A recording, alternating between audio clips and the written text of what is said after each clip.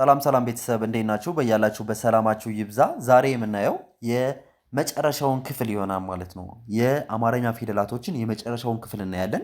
ከዚህ በመቀጠል የምንሰራቸው ቪዲዮዎች ደግሞ ቃላትን አገጣጥሞ ማንበብ እንዲሁም ረጅም አረፍተ ነገሮችን ማንበብና መጻፍ መለማመድ እናያለን ማለት ነው። ይህ ፊደላቶችን የምናየው የመጨረሻችን ክፍል ይሆናል ማለት ነው።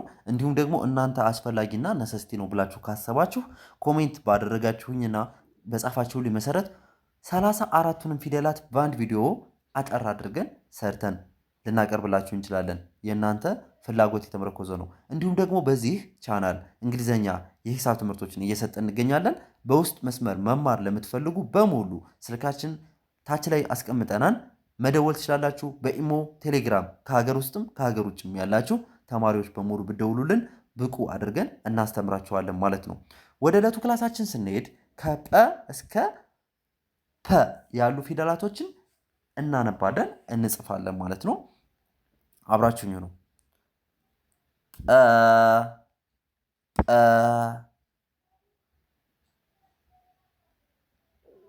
ጱ ጲ ጳ ጴ ጵ ጶ ጸ ጸ ጹ ጺ ጻ ጼ ጽ ጾ ፈ ፉ ፊ ፋ ፌ ፍ ፎ አ ኡ ኢ አ ኤ እ ኦ ጸ ጹ ጺ ጻ ጼ ጽ ጾ ፐ ፑ ፒ ፓ ፔ ፕ ፖ ፖ። ኦኬ ቤተሰብ አሁን ደግሞ እንዴት ይጻፋሉ የሚለውን በደንብ አድርገን እናያለን። አሁን አነበናል። አሁን ደግሞ ፐ፣ ጸ እንዲሁም ሌሎች ፊደላት እዚህ ጋር ያየናቸው በሙሉ እንዴት ይጻፋሉ የሚለውን እናያለን ማለት ነው። ጰ ጱ ጲ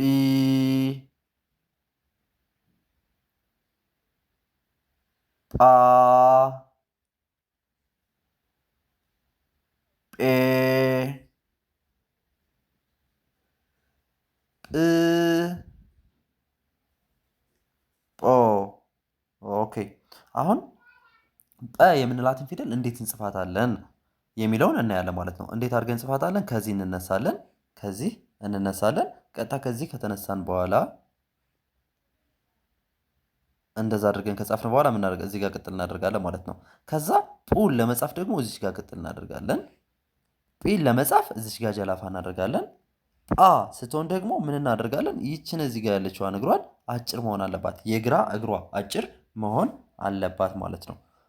ጴ ደግሞ ጴን በምንጽፍበት ሰዓት ቀለበት ይኖራታል ማለት ነው። የቀኝ እግሯ ቀለበት ይኖራታል ማለት ነው።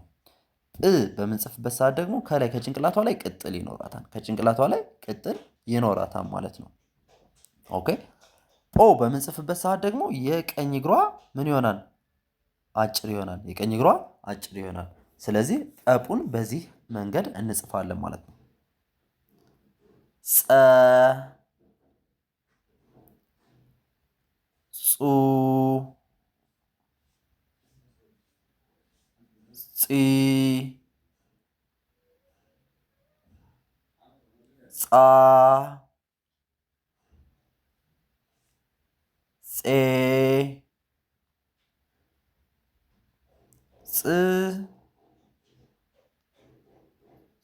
ጾ።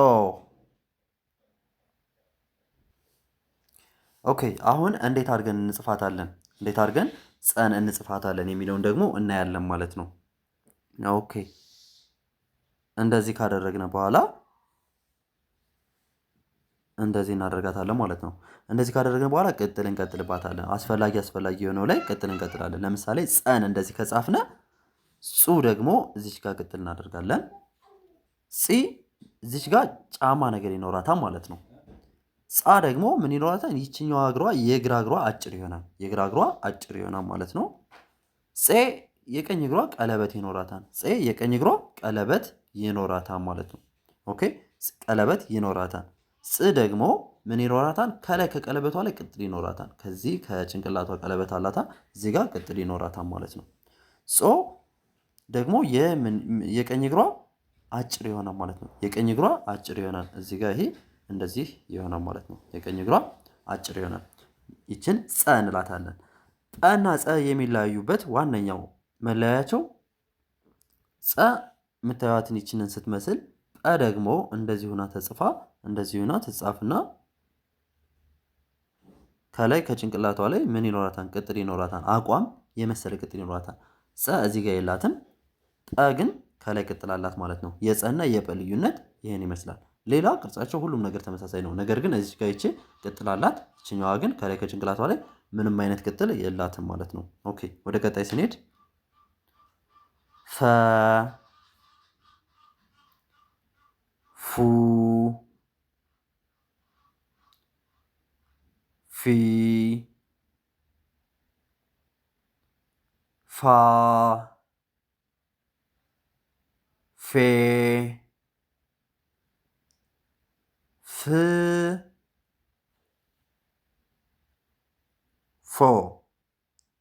ፎ እንላታለን። ኦኬ አሁን ደግሞ ፈን በምንጽፍበት ሰዓት ረን እንጽፋታለን። ረን ወደኋላ ተመልሳችሁ ረን ካላያችሁ ደግሞ ወደኋላ ያለውን ቪዲዮ ተመልሳችሁ ማየት ትችላላችሁ ማለት ነው።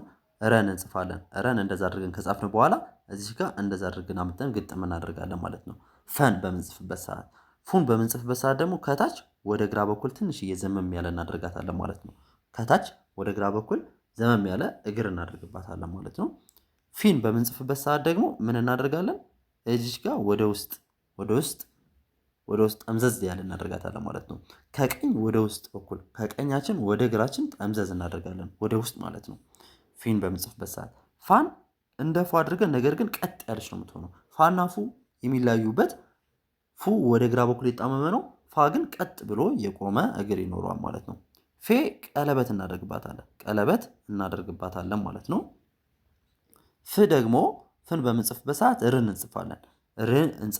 ርን እንደዛ አድርገን ከጻፍን በኋላ ምን እናደርጋለን? በውስጥ በኩል እንደዚህ እናደርጋለን። ይችን ማናታለን? ፍ እንላታለን። ስድስተኛዋ ፊደል ፍ እንላታለን ማለት ነው። ፎን በምንጽፍበት ሰዓት ደግሞ ርን እንጽፋለን። ሮን እናደርጋለን። ከዛ በኋላ ምን እናደርጋለን? ከውስጥ እንደዚህ እናደርጋለን ማለት ነው። ይች ማን ትባላለች? ፎ ሰባተኛ ፊደል ፎ እንላታለን ማለት ነው። ሰባተኛዋ ፊደል ፎ እንላታለን። ኦኬ ወደ ቀጣይ ስንሄድ አ ኡ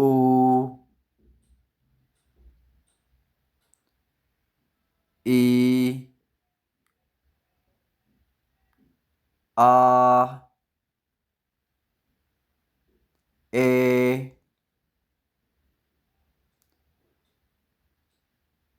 እ ኦ። ኦኬ ቤተሰብ አሁን አን ደግሞ በምንጽፍበት ሰዓት ይችኛዋ አ አይኑ አ ትባላለች። ባለፈው ያየናት አ ደግሞ ይችኛዋ አ ሌላ አ ናት ማለት ነው። ሁለት አይነት አሉ። ይችኛዋ ዜሮ የምትመስለዋ አይኑ አ እንላታለን። ያችኛዋ ደግሞ ሌላ አ ናት ማለት ነው። ስለዚህ ሁለት አዎች አሉ ማለት ነው። ሞክሸ ፊደላት እንላቸዋለን። ሁለት አዎች አሉ ማለት ነው። ኦኬ ይችኛዋን አ በምንጽፍበት ሰዓት ደግሞ ዜሮን እናስመስላታለን። ልክ እንደዚህ ዜሮን እናስመስላታለን። ኡን በምንጽፍበት ሰዓት እዚህ ጋር እንቀጥላለን። ኢን በምንጽፍበት ሰዓት ደግሞ እግር እናደርግላታለን። እግር አድርገን ጀላፋ ወዴት ይሆናል? ወደ ቀኝ በኩል ይሆናል ማለት ነው። ጀላፏ ወደ ቀኝ በኩል ይሆናል። አን በምንጽፍበት ሰዓት ጀላፏ እናጠፋትና እግር ብቻ ይሆናል ማለት ነው።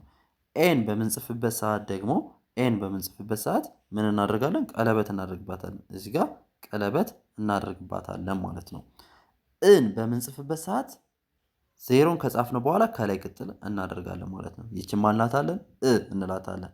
ኦን ስንጽፍ ደግሞ ወደ ግራ በኩል የተዛመመ እናደርጋታለን። ዜሮን እንጽፋለን። ከዛ ከዚህ ተነስተን ወደ ግራ በኩል የተዛመመ እናደርጋታለን። ይችን ማንላላት? ኦ አልናት ማለት ነው።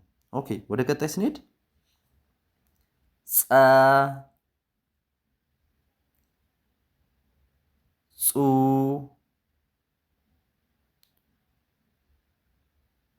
ጺ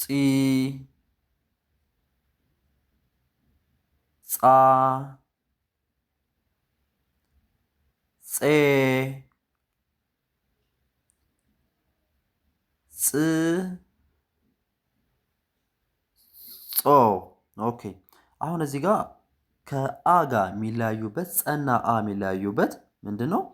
እዚህ ጋር ጸ ከመሃል አግድም ይደረግበታል። ዜሮን እንጽፍና ከመሃል ላይ አግድም እናደርጋለን ማለት ነው። ይችኛዋ ጸና ይችኛዋም ጸናት፣ ይች መዚጋ ያለችዋም ጸናት። ሁለቱም ጸ ሞክሸ ፊደላት ይባላሉ ማለት ነው። ልክ እንደ አ እንደ ሀ እነኝም ሞክሸ ፊደላት ናቸው። ሰ አ ሀ ጸ ሞክሸ ፊደላት አላቸው ማለት ነው። ኦኬ አሁን እዚህ ጋር ማየት ያለብን ነገር አና ጸ የሚለያዩበት በይች አግድማ እዚህ ጋር ባለችዋ ነው። ይችኛዋ ጸ ጸሎት ጸ ትባላለች። ይችኛዋ ጸ ደግሞ ፀሐዩ ጸ ትባላለች ማለት ነው። ሁለቱም ግን ጸ ይባላሉ። በቅርጽ ይለያያሉ እንጂ ሁለቱም ጸ ናቸው ማለት ነው። ጹ ስናደርግ እዚህ ጋር ቅጥ እናደርጋለን ማለት ነው። ጺ ስናደርግ ደግሞ ምን እናደርጋለን? እንደዚህ ካደረግን በኋላ ጫማ እናደርግባታለን ማለት ነው። ጫማ እናደርግባታለን። አሁንም ጻን በምንጽፍበት ሰዓት እዚህ ጋር ጫማዋ መኖር የለበትም። አቋም ብቻ እናደርጋታለን ማለት ነው። ጼን በምንጽፍበት ሰዓት ምን እናደርጋለን? ቀለበት እናደርጋለን ማለት ነው። ጽን በምንጽፍበት ሰዓት ጸን እንጽፍና ምን እናደርጋለን? ከላይ ቅጥል እናደርግባታለን ማለት ነው። ከላይ ቅጥል እናደርግባታለን፣ ጸ እንላታለን ማለት ነው። ጾን በምንጽፍበት ሰዓት ደግሞ ወደ ግራ በኩል ዘመም እናደርጋታለን። ከመሃል ግን አግድም ይኖራል። ከአ ጋር ልዩ እንዲሆኑ የተለያዩ እንዲሆኑ ማለት ነው። ኦኬ ወደ ቀጣይ ስነድ ፐ ፑ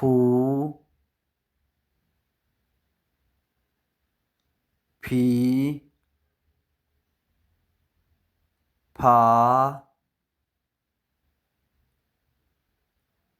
ፔ ፕ ፖ። በጣም ጥሩ።